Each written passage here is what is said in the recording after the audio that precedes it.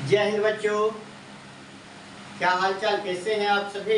I hope कि आप सभी अच्छे होंगे। तो प्यारे बच्चों, बहुत दिन से वीडियो मैं अपने चैनल पर अपलोड नहीं कर रहा था, कुछ निजी कार्य था, इसी वजह से मैं वीडियो अपलोड नहीं कर रहा था। लेकिन अब से कंटिन्यू अल्टरनेट टाइम पर वीडियो अपलोड कर देंगे। ओके, शॉर्ट वीडियो तो अक्सर अल्टरनेट टाइम पर अपलोड कर देते हैं और एजुकेशनल वीडियो भी हम अल्टरनेट टाइम पर अपलोड अब से कर दिया करेंगे। ओके, तो आज के इस वीडियो में यार हम physical change and chemical change के बारे में पढ़ेंगे, जिसे हिंदी में भौतिक परिवर्तन और रासायनिक परिवर्तन क्या होता है, इसके बारे में हम डिफरेंस को समझेंगे अच्छे से, इन डेप्थ अच्छे से पढ़ने वाले हैं। अब आपका एक सवाल होगा कि ये जो टॉपिक है, इस टॉपिक से ज़्यादा क्वेश्चन नहीं आता है, सही बात है, लेकिन प्रत्येक वर्ष इस टॉपिक से, फिजिकल एंड केमिकल चेंज से रिलेटेड प्रत्येक वर्ष 2 नंबर का एमसीक्यू क्वेश्चंस प्रत्येक वर्ष पूछ लिया जाता है। हर एक वर्ष 2 नंबर का क्वेश्चन ऑब्जेक्टिव पूछ ही लेता है। तो भाई 2 नंबर बहुत ज़्यादा होता है हमारे लिए, स्टूडेंट के लिए। ओके, तो इसके बारे में हम अच्छे से पढ़ने वाले हैं। तो चलिए देखते हैं फिजिकल एंड केमिकल चेंज क्या होता है, इसके बारे में हम अच्छे से समझेंगे और वीडियो के एंड में हम डिफरेंस को भी समझेंगे। पहले हम 10-15 आपको एग्जांपल दे देंगे फिजिकल एंड केमिकल चेंज के ऊपर। ओके, तो चलिए पहले आप हेडिंग लगा लीजिए, भौतिक परिवर्तन। हिंदी में क्या बोलते हैं? भौतिक परिवर्तन। भौतिक परिवर्तन वर्सेज रासायनिक परिवर्तन। रासायनिक परिवर्तन, देखिए हम दोनों को साथ में अच्छे से बताने वाले हैं, ठीक है। बहुत सारे एग्जांपल देंगे हम आपको, इतना एग्जांपल दे देंगे कि आप एग्जांपल पढ़ते ही आप टिक कर सकते हैं कौन सा फिजिकल चेंज है और कौन सा केमिकल चेंज है। ओके, तो चलिए पहले इसका डिफिनीशन हम आपको बता देते हैं। डिफिनीशन बहुत इजी है। पहले हम बात करते हैं फिजिकल चेंज क्या होता है। फिजिकल चेंज में कोई नया पदार्थ नहीं बनता है। ध्यान से सुनिएगा, पॉइंट एक पॉइंट को अगर हम बात करें तो 2 पॉइंट में इसका डिफिनीशन खत्म और 2 पॉइंट में इसका डिफिनीशन खत्म, रासायनिक परिवर्तन का डिफिनीशन खत्म हो जाएगा। तो पहले हम बात कर लेते हैं भौतिक परिवर्तन।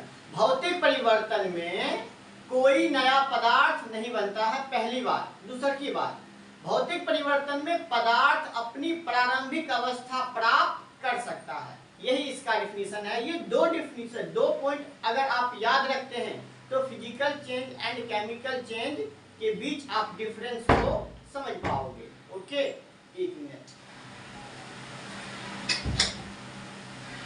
हाँ, तो देखिए भौतिक परिवर्तन में कोई नया पदार्थ नहीं बनता है। भौतिक परिवर्तन में कोई नया पदार्थ नहीं बनता है। अच्छा, दूसरा का पॉइंट क्या है? प्रारंभिक अवस्था प्राप्त कर सकता है। ये 2 पॉइंट आप याद रखो, ये 2 बातें याद रखो, यही है आपका भौतिक परिवर्तन। पहली बात, भौतिक परिवर्तन में कोई नया पदार्थ नहीं बनता है। भौतिक परिवर्तन में पदार्थ अपनी प्रारंभिक अवस्था प्राप्त कर सकता है, पूर्व की अवस्था प्राप्त कर सकता है, उसे हम क्या कहेंगे? भौतिक परिवर्तन कहेंगे। जस्ट अब आप क्या कर दो, उल्टा कर दो। इसमें नया पदार्थ बनता है, रासायनिक परिवर्तन में नया पदार्थ बनेगा। अब क्या होगा? प्रारंभिक अवस्था प्राप्त नहीं कर सकता है। देखो इसका डिफिनेशन हुआ, ध्यान से देखो। भौतिक परिवर्तन में कोई नया पदार्थ नहीं बनता है और भौतिक परिवर्तन में पदार्थ अपनी प्रारंभिक अवस्था प्राप्त कर सकता है, क्या कहलाता है? भौतिक परिवर्तन कहलाता है। अब हम रासायनिक परिवर्तन की बात करते हैं। रासायनिक परिवर्तन में नया पदार्थ बनेगा। क्या बनेगा? नया पदार्थ बनेगा। अब हम बात करते हैं दूसरे की पॉइंट, प्रारंभिक अवस्था प्राप्त नहीं कर सकता है। रासायनिक परिवर्तन में पदार्थ अपनी प्रारंभिक अवस्था प्राप्त नहीं कर सकता है। हम क्या बोलेंगे? रासायनिक परिवर्तन बोलेंगे, रासायनिक परिवर्तन कहेंगे। ठीक है, 2 पॉइंट आप याद रखो, ये दोनों याद रखो। आप आसानी से बता सकते हो कि कौन सा भौतिक परिवर्तन है और कौन सा रासायनिक परिवर्तन है। इसे आप नोट कर लो, उसके बाद ढेर सारा हम एग्जांपल लेते हैं। ओके, चलिए इसे हम मिटाते हैं, इसे हम मिटा देते हैं। चलिए अब हम एग्जांपल लेते हैं, भाई सुनना। एग्जांपल पहला है, पहला क्या है? पहला है चावल से भात बनना। चावल से भात बनना, बताइए कौन सा परिवर्तन है? आपको 4 ऑप्शन दे दिया है। चावल से भात बनना, जल का उबलना, पानी का उबलना, लोहे में जंग लगना, ये सारे एग्जांपल आपको दे देंगे। ठीक है, तो पहला है आपका चावल से भात बनना, कौन सा परिवर्तन है? चावल से भात बनना कौन सा परिवर्तन है? तो मेरे भाई चावल से भात बनना आपका रासायनिक परिवर्तन है। कौन सा परिवर्तन है? रासायनिक परिवर्तन है। चावल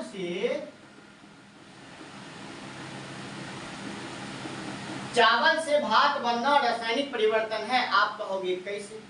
अब एक चीज बताओ भाई, चावल को जब हम मार्केट से चावल खरीद कर लाते हैं दुकान से, तो चावल को हम बॉयल पानी में डालते हैं, और जब बॉयल पानी में डालेंगे तो वो क्या बनेगा? भात बनेगा। अब बताओ, चावल से भात बन गया, क्या अब हम भात से चावल बना सकते हैं? नहीं बना सकते हैं। मतलब प्रारंभिक अवस्था प्राप्त नहीं किया। जो प्रारंभिक अवस्था प्राप्त नहीं करता उसे हम क्या कहते हैं? रासायनिक परिवर्तन कहते हैं। और रासायनिक परिवर्तन में नया पदार्थ बनता है भाई। चावल से बन गया भात, एक नया पदार्थ। तो चावल से भात बनना कौन सा परिवर्तन है? रासायनिक परिवर्तन है, याद रखो। चावल से भात बनना, तो अब भात को तुम फिर क्या कर सकते हो? चावल नहीं बना सकते हो, मतलब प्रारंभिक अवस्था प्राप्त नहीं कर सकता है ना। जब प्रारंभिक अवस्था प्राप्त नहीं कर सकता है तो हम क्या बोलेंगे? रासायनिक परिवर्तन बोलेंगे। और रासायनिक परिवर्तन में नया पदार्थ बनता है, डिफिनीशन है, बताए है ना। तो देखो, एक नया पदार्थ बना, क्या? भात बन गया।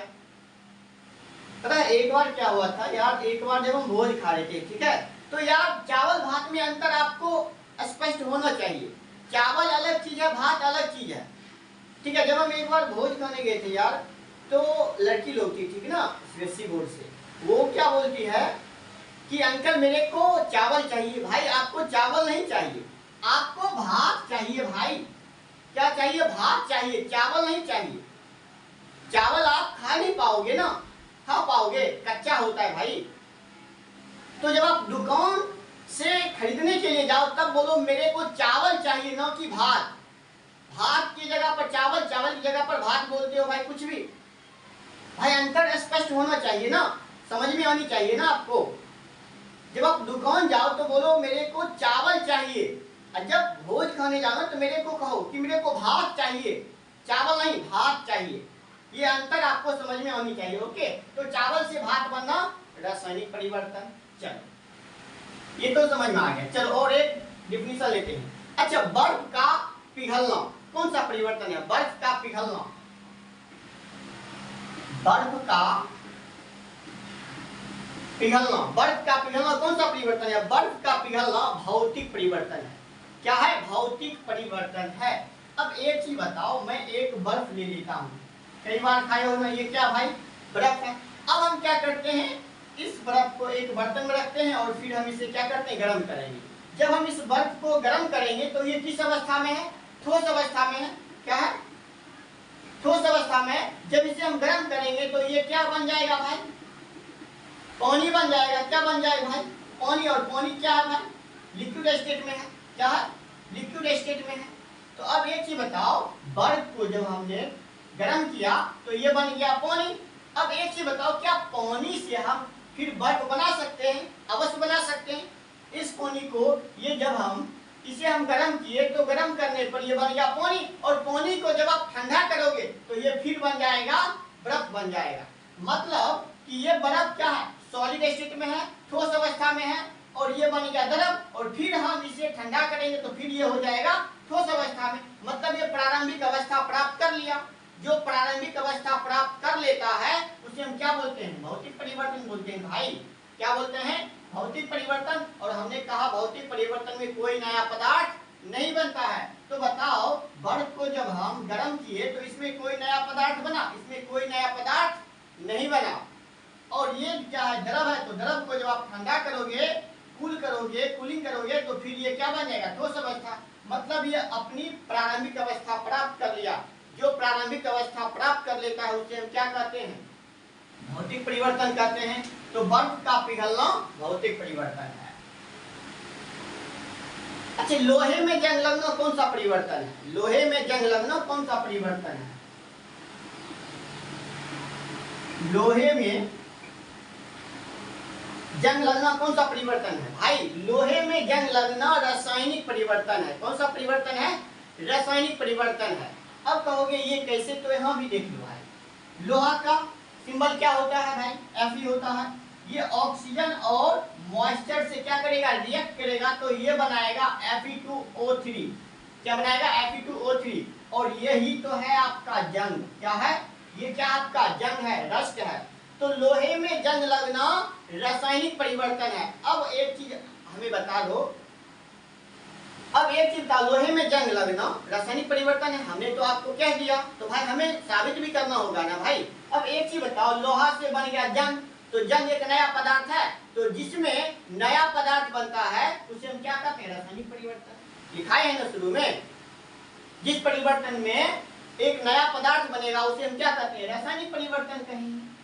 तो देखो, लोहा जो है ऑक्सीजन और मॉइस्चर से रिएक्ट किया, तो मॉइस्चर से रिएक्ट करके क्या बनाया, जंग बनाया। और जंग क्या है, एक नया पदार्थ है, तो नया पदार्थ बन गया। इसका मतलब लोहे में जंग लगना एक रासायनिक परिवर्तन है। अब एक चीज बताओ, ये जंग से फिर हम क्या लोहा बना सकते हैं भाई, नहीं बना सकते हैं। ये अपनी प्रारंभिक अवस्था प्राप्त नहीं कर सकता है। तो जो अपनी प्रारंभिक अवस्था प्राप्त नहीं कर सकता है और जिसमें एक नया पदार्थ बनता है उसे हम क्या बोलते हैं, रासायनिक परिवर्तन। तो लोहे में जंग लगना एक रासायनिक परिवर्तन है। ओके, अच्छा एक और एग्जांपल लेते हैं, जैसे चीनी को गर्म करना कौन सा परिवर्तन है, बताओ। चीनी को गर्म करना एक रासायनिक परिवर्तन है। चीनी को जब आप गर्म करिएगा तो कौन सा परिवर्तन है, ऑप्शन में रहेगा भाई, बहुत सारे ऑप्शन दे देगा और पूछ देगा, बताइए कौन सा परिवर्तन है, भौतिक परिवर्तन है या फिर रासायनिक परिवर्तन है। तो चीनी का गर्म करना एक रासायनिक परिवर्तन है, कैसे समझो।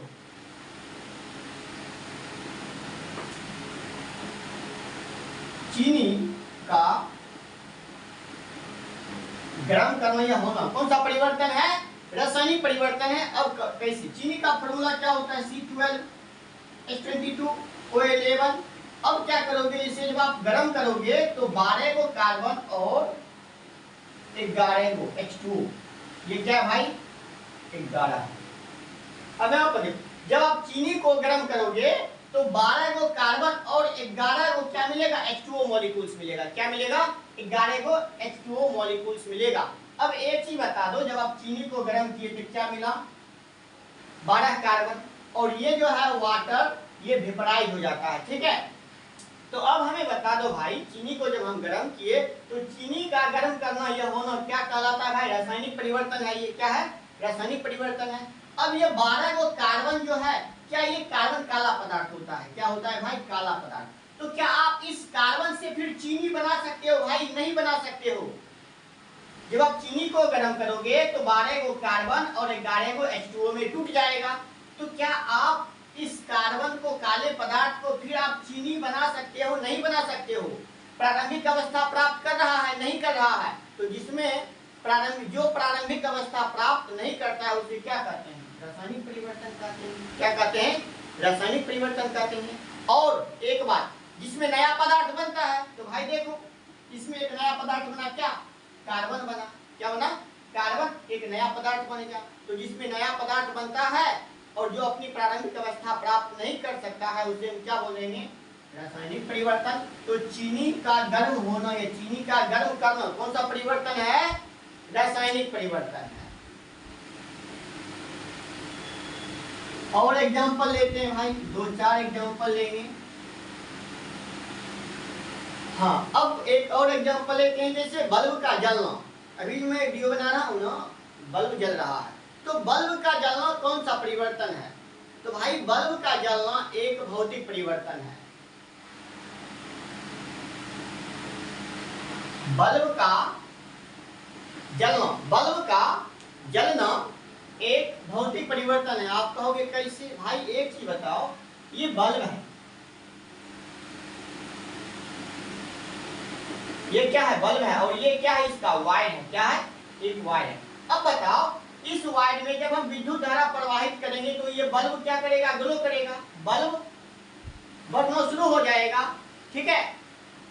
और फिर जैसे ही हम इस वायर से विद्युत धारा प्रवाहित करना बंद कर देंगे तो ये फिर बल्ब जलना बंद हो जाएगा, ये फिर अपनी प्रारंभिक अवस्था में आ जाएगा, ठीक है ना। तो जो प्रारंभिक अवस्था प्राप्त कर लेता है उसे क्या कहते हैं, भौतिक परिवर्तन। तो बल्ब का जलना भौतिक परिवर्तन है, और भौतिक परिवर्तन में हमने कहा कोई नया पदार्थ नहीं बनता है। तो बताइए इसमें कोई नया पदार्थ बना, नहीं बना भाई। पंखा का चलना कौन सा परिवर्तन है, भौतिक परिवर्तन है। बल्ब का बढ़ना कौन सा परिवर्तन है, भौतिक परिवर्तन है, ठीक है ना। तो बल्ब का जलना या बल्ब का ग्लो करना कौन सा परिवर्तन है भाई, भौतिक परिवर्तन है। अच्छा, और एग्जांपल लेते हैं। हाँ, मैग्नीशियम रिबन। मैग्नीशियम रिबन देखियो भाई, मैग्नीशियम एक धातु है और मैग्नीशियम रिबन मतलब होता है फीता। तो मैग्नीशियम रिबन का जलना कौन सा परिवर्तन है, मैग्नीशियम फीता का जलना कौन सा परिवर्तन है, मैग्नीशियम फीता का जलना रासायनिक परिवर्तन है। अब देखो ये मैग्नीशियम ऑक्सीजन की प्रेजेंस में जलकर मैग्नीशियम ऑक्साइड बनाता है। क्या बनाता है, मैग्नीशियम ऑक्सीजन की प्रेजेंस में रिएक्ट करके मैग्नीशियम ऑक्साइड बनाता है। और मैग्नीशियम ऑक्साइड कैसा होता है भाई, सफेद होता है, सफेद पाउडर। क्या होता है भाई, पाउडर,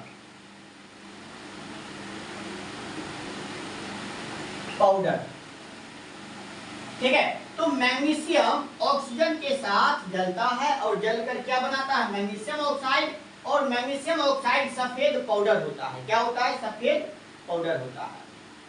तो अब एक चीज बताइए, क्या इस सफेद पाउडर से क्या हम फिर मैग्नीशियम धातु बना सकते हैं, नहीं बना सकते हैं भाई। सफेद पाउडर, और ये मैग्नीशियम ऑक्साइड है, क्या है, मैग्नीशियम ऑक्साइड का सफेद पाउडर से हम मैग्नीशियम धातु प्राप्त नहीं कर सकते हैं, मतलब प्रारंभिक अवस्था प्राप्त नहीं कर सकते हैं। ये सॉलिड होता है, ये क्या होता है, सॉलिड होता है। जब ये मैग्नीशियम ऑक्सीजन के साथ जलता है तो मैग्नीशियम ऑक्साइड बनाता है, और मैग्नीशियम ऑक्साइड सफेद पाउडर बनता है। क्या हम सफेद पाउडर से फिर मैग्नीशियम धातु बना सकते हैं, नहीं बना सकते हैं।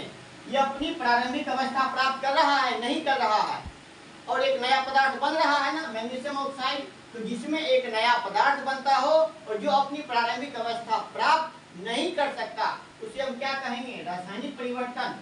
तो मैग्नीशियम फीता का जलना एक रासायनिक परिवर्तन है। क्या है, मैग्नीशियम फीता का जलना एक रासायनिक परिवर्तन है। चलो एक दो और एग्जांपल लेते हैं, एक बढ़िया एग्जांपल लेते हैं, ध्यान से यार समझना, ध्यान से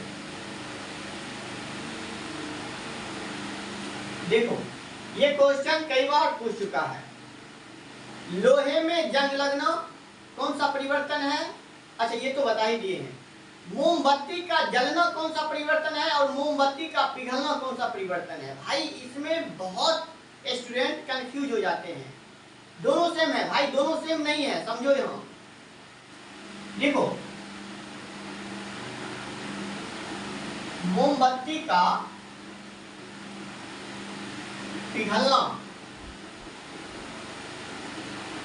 मोमबत्ती का जलना, दोनों में अंतर है भाई।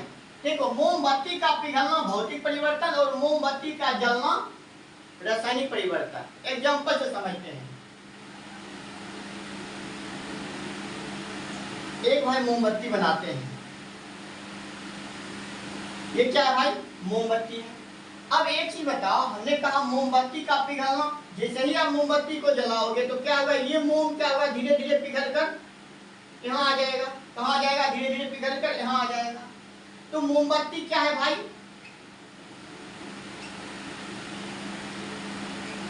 ठोस अवस्था में है। जैसे ही आप इसे क्या करोगे, गर्म करोगे या फिर जलाओगे तो ये क्या होगा, द्रव अवस्था में आ जाएगा। और फिर इसे जब आप कुछ मिनट के लिए छोड़ दोगे तो ये क्या बन जाएगा, ठोस बन जाएगा।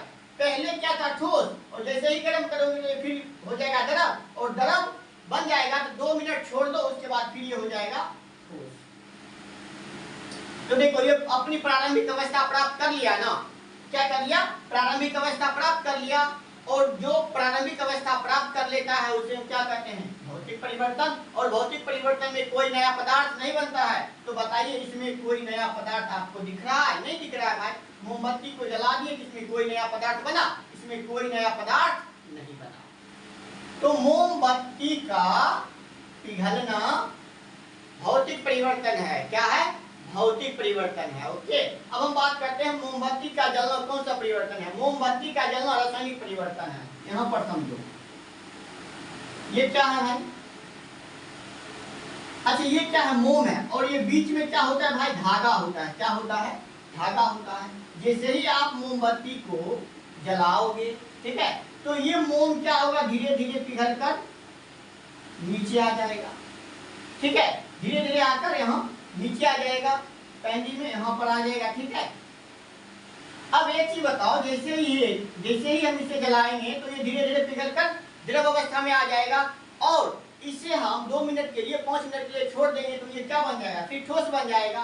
पहले मोमबत्ती क्या है, ठोस अवस्था में, और जैसे ही हम मोमबत्ती को जलाएंगे तो धीरे धीरे पिघल कर द्रव आ जाएगा, द्रव में होगा। और द्रव में होने के बाद 2 मिनट छोड़ दो, फिर ये क्या हो जाएगा, सॉलिड हो जाएगा, ठोस अवस्था में आ जाएगा। मतलब यहाँ पर देखो, ठोस है और फिर ठोस में आ गया। मतलब ये अपनी प्रारंभिक अवस्था तो प्राप्त कर लिया, प्रारंभिक अवस्था तो प्राप्त कर लिया, लेकिन ये धागा जो बीच में है, ये धागा जो जलता है, जलकर राख बन जाता है, वो खत्म हो जाता है। क्या इसे हम फिर बना सकते हैं? वो धागा जो जल गया, राख बन गया, क्या हम उस राख से फिर धागा बना सकते हैं? नहीं बना सकते हैं। तो यह अपनी प्रारंभिक अवस्था प्राप्त किया। तो जो अपनी प्रारंभिक अवस्था प्राप्त नहीं करता है उसे हम क्या कहते हैं, रासायनिक परिवर्तन कहते हैं। क्या कहते हैं, रासायनिक परिवर्तन कहते हैं। ध्यान से समझना, मोम तो भाई देखो, ये इसे अब जब हम मोमबत्ती को जलाएंगे तो मोम तो पिघल कर यहाँ आ गया, फिर इसे 2 मिनट के लिए छोड़ दो तो ये फिर ठोस हो जाएगा। आप कहोगे ये तो अपनी प्रारंभिक अवस्था प्राप्त कर रहा है। ठीक है भाई, तो एक चीज बताओ, ये जो बीच में धागा होता है, धागा कहाँ जाता है, धागा जलकर राख हो जाता है। तो क्या आप उस धागे को, धागे जो राख बन गया, क्या आप उस राख से फिर धागा बना सकते हो? नहीं बना सकते हो ना, बना सकते हो? नहीं बना सकते हो। तो ये अपनी प्रारंभिक अवस्था प्राप्त किया, प्रारंभिक अवस्था प्राप्त नहीं किया। जो प्रारंभिक अवस्था प्राप्त नहीं करता उसे हम क्या कहते हैं, रासायनिक परिवर्तन कहते हैं। अब कहोगे एक नया पदार्थ बनना चाहिए, भाई बना। सो देखो, ये जो धागा है ना, धागा क्या होता है, जलकर राख हो जाता है, तो राख क्या है, नया पदार्थ है। ठीक है भाई, चलो, तो ये रहा आपका कुछ एग्जांपल भौतिक परिवर्तन और रासायनिक परिवर्तन में। तो बहुत सारे एग्जांपल है, बहुत सारे एग्जांपल है, हम आपको 4-5 एग्जांपल बता दिए हैं, बहुत सारे एग्जांपल है। बस आपको ध्यान में रखना है ये पॉइंट को, जिस परिवर्तन में नया पदार्थ बनेगा और जो अपनी प्रारंभिक अवस्था प्राप्त नहीं कर सकता उसे हम क्या कहेंगे, रासायनिक परिवर्तन। और जिस परिवर्तन में कोई नया पदार्थ नहीं बनेगा और जो अपनी प्रारंभिक अवस्था प्राप्त कर सकता है उसे हम क्या कहेंगे, भौतिक परिवर्तन कहेंगे। तो ये रहा भौतिक परिवर्तन और रासायनिक परिवर्तन के कुछ एग्जांपल। अब हम आपको डिफरेंशिएट कर देते हैं physical change and chemical change के बीच। ओके, और हम कुछ पॉइंट लिख देते हैं ताकि अगर आपको एग्जाम में आए तो आप अच्छे से लिख कर आओ, अच्छे नंबर मिल जाएगा आपको। इसे मिटा देते हैं। ओके, चलो अब हम भौतिक परिवर्तन और रासायनिक परिवर्तन के 4 अंतर को समझते हैं। ठीक है, यहाँ पर देखो भौतिक परिवर्तन और यह आपका रासायनिक परिवर्तन। देखो भौतिक परिवर्तन में पहला क्या है, इसमें कोई नया पदार्थ नहीं बनता है। भाई डिफिनीशन में ही मैंने बता दिया है, भौतिक परिवर्तन में कोई नया पदार्थ नहीं बनता है, तो ये मैंने लिखा है इसमें कोई नया पदार्थ नहीं बनता है। लेकिन रासायनिक परिवर्तन में एक नया पदार्थ बनता है, जैसे दूध से दही बनना, कौन सा परिवर्तन है बोलो? दूध से दही बनना एक रासायनिक परिवर्तन है। क्या है? दूध से क्या बनेगा? दही। तो दही एक नया पदार्थ है। ठीक है, दूध से दही बनना एक रासायनिक परिवर्तन है। तो देखो इसमें नया पदार्थ बनता है, रासायनिक परिवर्तन में नया पदार्थ बनता है। आओ यहाँ पर दूसरा का, यह अस्थायी परिवर्तन है। क्या है? अस्थायी परिवर्तन है, टेम्पोररी चेंज है। ये क्या है? टेम्पोररी चेंज है। आप कहोगे ये कैसे? ये आपका एक रिवर्सिबल प्रोसेस है। क्या है? फिजिकल चेंज एक रिवर्सिबल प्रोसेस है। कहोगे कैसे? भाई ये क्या है? बर्फ का टुकड़ा है। जब बर्फ का टुकड़ा जिसे जब आप गर्म करोगे ना, तो ये क्या बनेगा भाई? पानी बन जाएगा। क्या बनेगा? पानी बन जाएगा। और फिर जब आप इस पानी को ठंडा करोगे तो फिर बन जाएगा बर्फ, बन जाएगा, ठोस अवस्था में आ जाएगा। मतलब रिवर्सिबल है ना, रिवर्सिबल। तो ये क्या है भाई? यह एक आपका अस्थायी परिवर्तन है। क्या है? अस्थायी परिवर्तन है। भौतिक परिवर्तन एक अस्थायी परिवर्तन है, जबकि रासायनिक परिवर्तन एक अस्थायी परिवर्तन है। क्या है? अस्थायी परिवर्तन है, परमानेंट चेंज। ठीक है, तो बहुत रासायनिक परिवर्तन एक अस्थायी परिवर्तन है। अब एक चीज बताओ भाई हमें, आम का सड़ जाना, आम का है ना, फल होता है ना भाई, फल फ्रूट्स, तो आम का सड़ जाना कौन सा परिवर्तन है? रासायनिक परिवर्तन है। अब सड़े हुए आम से तुम फिर आम नहीं बना सकते हो, सड़े हुए आम से तुम आम नहीं बना सकते हो। यह आपका एक अस्थायी परिवर्तन है। चलो इसमें आते हैं। इसमें पदार्थ के द्रव्यमान में कोई परिवर्तन नहीं होता है।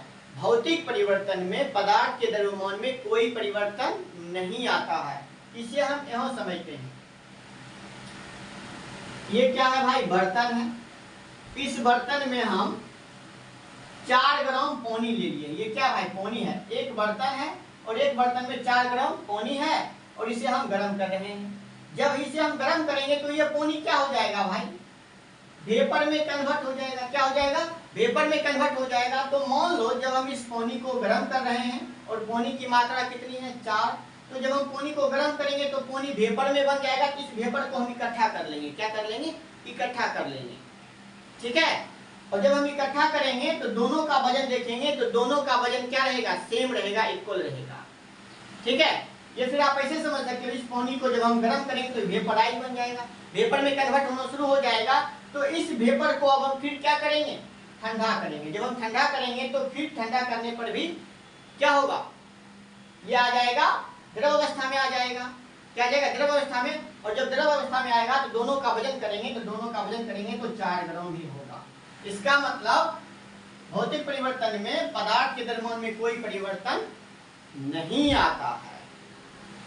इसमें रासायनिक परिवर्तन में इसमें पदार्थ के द्रव्यमान में परिवर्तन होता है। सही बात है। लोहा में जंग लगना कौन सा परिवर्तन है? लोहा में जंग लगना रासायनिक परिवर्तन है। अब एक चीज बता दो आप, एक क्वेश्चन भी आता है, लोहे में जंग लगने से उसका वजन बढ़ता है या घटता है? याद रखना, बढ़ जाता है। लोहे में जंग लगने से लोहा का वजन बढ़ जाता है। तो भाई एक क्या है? ये एक कील है और इस कील का वजन मान लेते हैं कितना है? 2 ग्राम।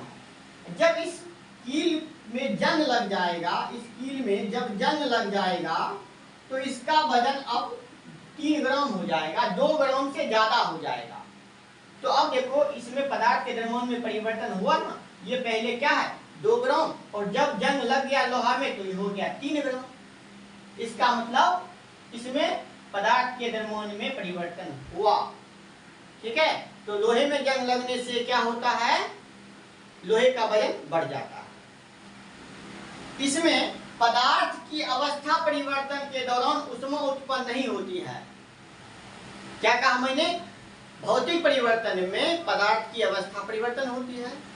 ठोस से द्रव, द्रव से गैस होता है ना।